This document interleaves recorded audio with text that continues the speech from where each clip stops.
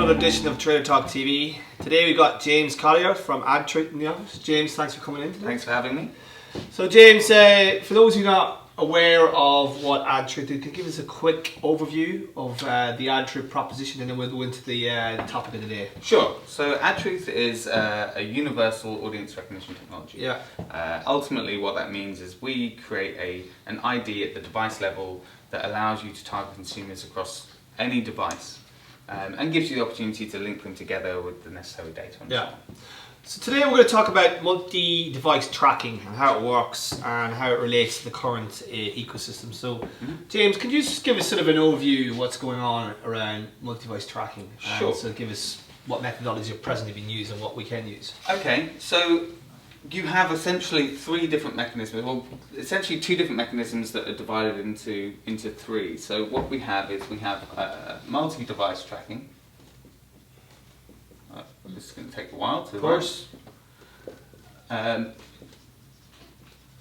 then we have multi-screening. Excuse my handwriting. That's fine. And then finally we have householding. Householding. Okay, so essentially starting with this, because this is the main thing that most people are talking about. Multi-device tracking is essentially the ability to track the same consumer across multiple devices. Very simple. Ultimately, when you're looking at multi-device tracking, what is required is essentially what we call a linking parameter. So a linking parameter is essentially any piece of data that can join those devices together. It requires some form of personally identifiable information. That can be primarily the two things are email and login.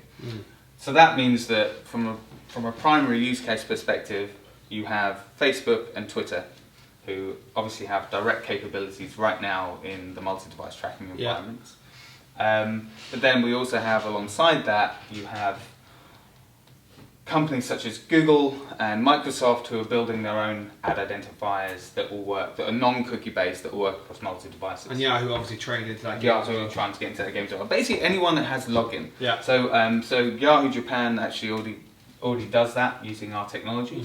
But essentially, so what you have is this linking parameter. You've got login plus email. Oh, sorry. And anything else really, if you're trying to link devices together, sits in the householding environment. Now multi-device tracking is primarily used for attribution. So you're basically when you're trying to track a consumer, it's someone that you potentially already converted or had a relationship with. Multi-screening is where the brands come in, and this generally is what is the holy grail of video. Primarily. So when you look at companies such as Yumi and businesses like that, what they're trying to do is communicate with the consumer across all of the screens and devices in their household. And generally they'll do that via their own SDK and API, where they potentially have access to the publisher's data, such as ESPN for instance, where they can essentially target that consumer across those devices. Then lastly, householding, which is it's a lot more, there's a lot more of this happening in the market. It's essentially where a third party does a bunch of buys across various entities or within SSPs. They use the IP data, so they do IP zoning. So they essentially will say IP zoning, and they'll pick up that data from that environment. So they'll pick up the cookies and whatever else they can see in that environment. All the cookies that sit in that IP zone, they'll then overlay, so from the cookie, they will overlay behavior and intent data. And essentially what they're doing is they're inferring and assuming certain elements of a consumer by accessing that behavior and intent data. So they're saying, I've seen two cookies in a specific environment. It looks like I'm not going to do a smiley face.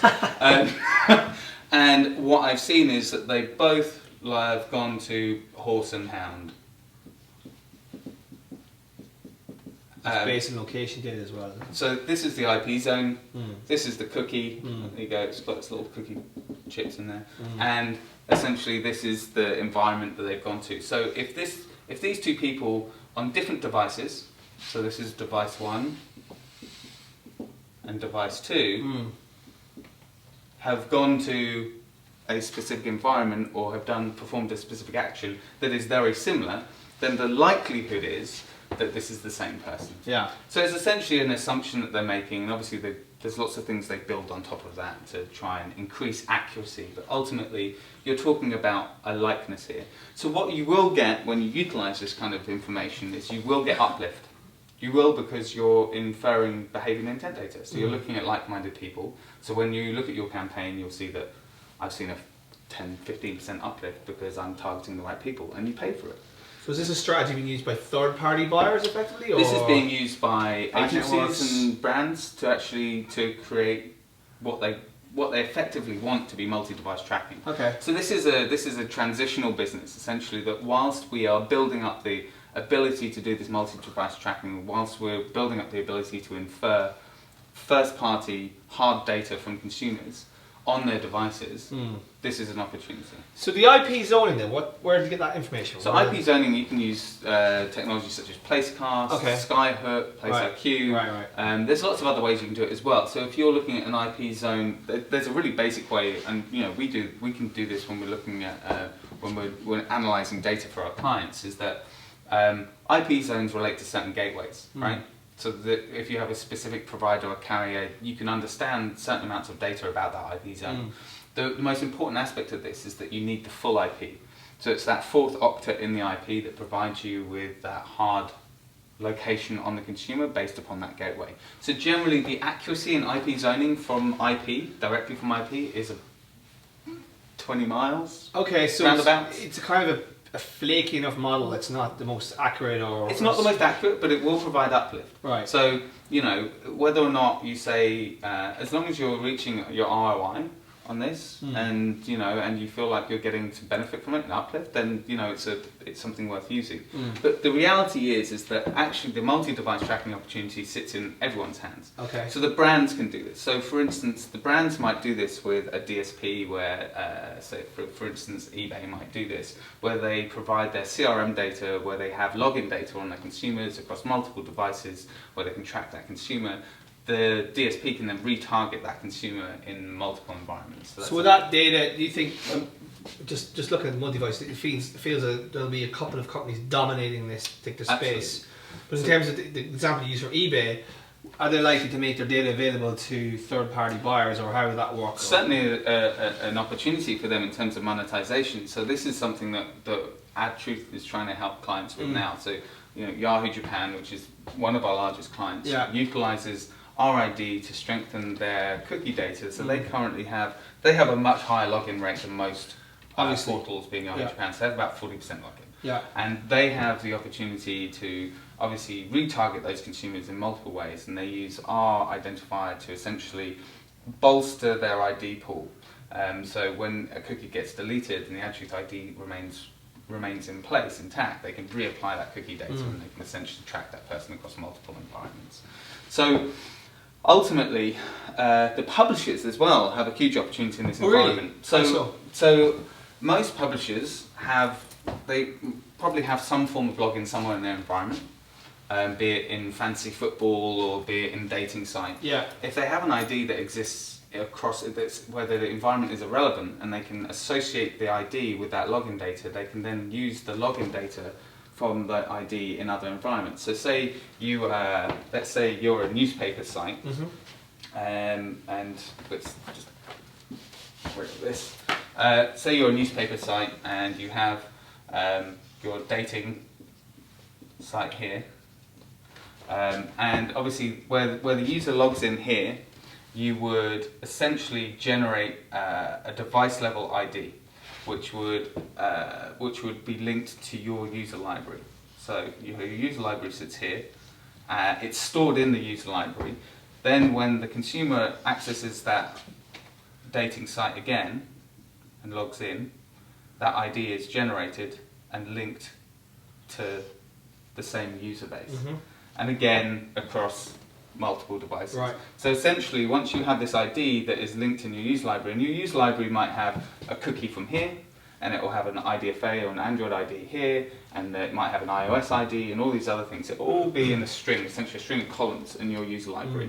The Adtruth ID will be linked, essentially a number of columns that will have iOS Adtruth, IDFA Adtruth, and Android Adtruth. So from like a media point of view, is this a commercial advantage for publishers to have this data available, so they go in and sell it to the users, or in a programmatic way offer enriches their actual inventory because you've got that particular data on top of it? So once they have this Adtruth ID, if this user then decides to travel to their news site,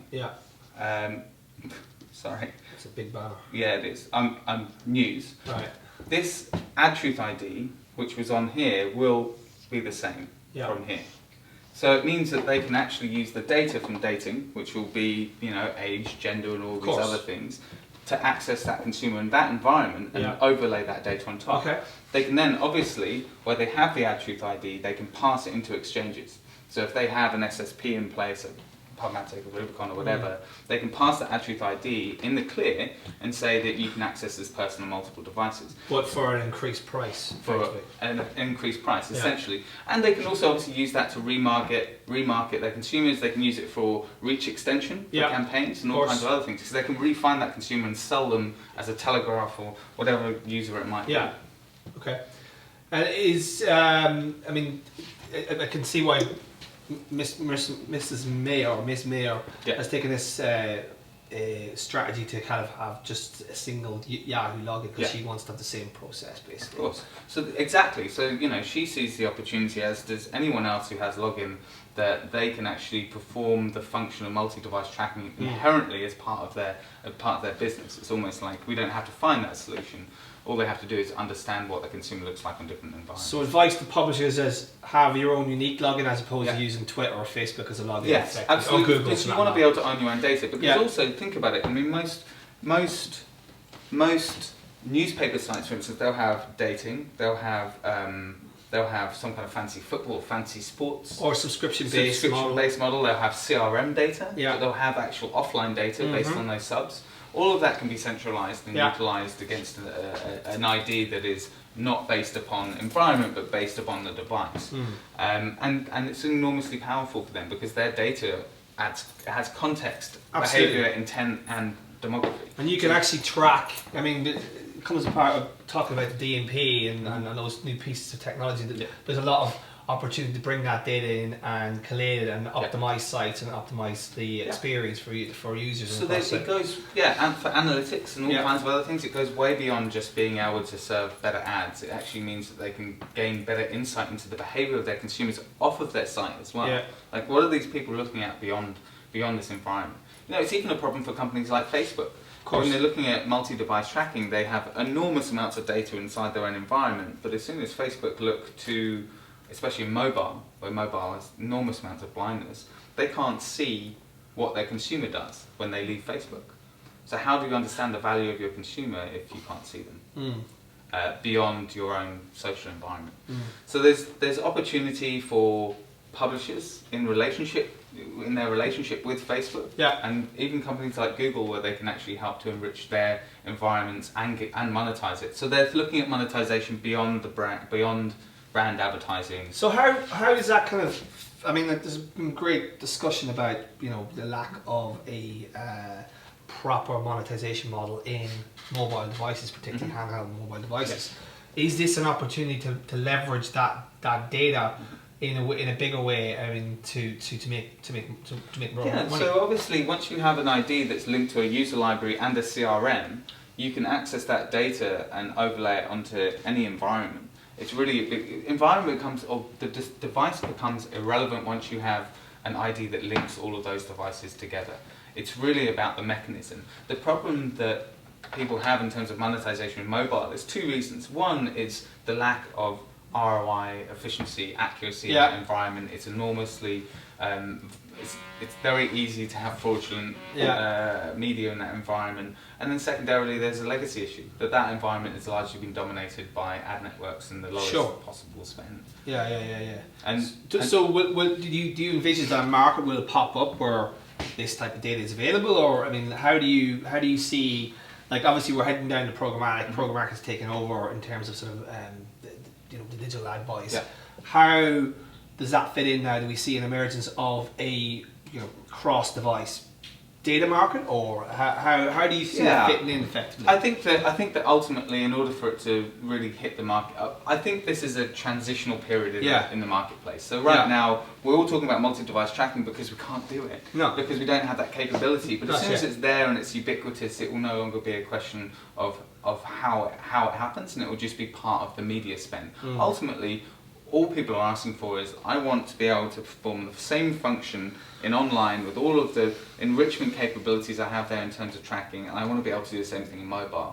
And then I want to be able to link those conversations together. Now, social obviously has a huge ability to do that already, but the wider market base doesn't. And it is a huge opportunity for them. But not everybody's going to spend all the time on Facebook and Twitter. Exactly. The point you make, that once you leave those their domain, you don't know what they're doing. And they, largely the transactions that happen on Facebook are transactional in terms of DRs. They're downloading apps, or they're buying things that environment. They're not performing e-commerce transactions on that level. And that's where we really need to link those things together and get better educated. James, we'll probably get you in for another discussion around this, but thanks very much for coming in today, explaining that multi-device tracking, multi-screening and householding. And we will see you next time on Trade Talk TV. James, thanks again. Thanks so much. Cheers.